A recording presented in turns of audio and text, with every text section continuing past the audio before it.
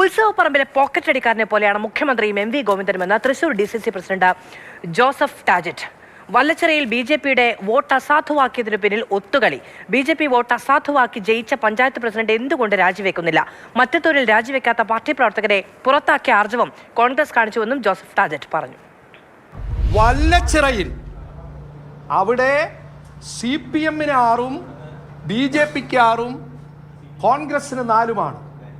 അവിടെ നടന്ന പ്രസിഡന്റ് തെരഞ്ഞെടുപ്പിൽ BJP-യുടെ 1-ാം വാർഡ് അംഗം അനിത ശൈലേന്ദ്രൻ അവരുടെ വോട്ട് കരുതിക്കൂട്ടി അസാധുവാക്കുകയാണ് ഉണ്ടായത്. ആ അസാധുവാക്കലിലൂടെ CPM-ന്റെ രമാ പ്രകാശൻ പ്രസിഡന്റായി തെരഞ്ഞെടുത്തു. എന്തുകൊണ്ട് ആ BJP-യുടെ സഹായത്തോടു കൂടി പ്രസിഡന്റായ ആ രമാ പ്രകാശനെ രാജിവെപ്പിക്കാൻ ശ്രീ MV ഗോവിന്ദൻ മാസ്റ്ററും മുഖ്യമന്ത്രി പിണറായി വിജയനും തയ്യാറായില്ല? തുറന്നു പറയണം സമൂഹത്തിനോട്.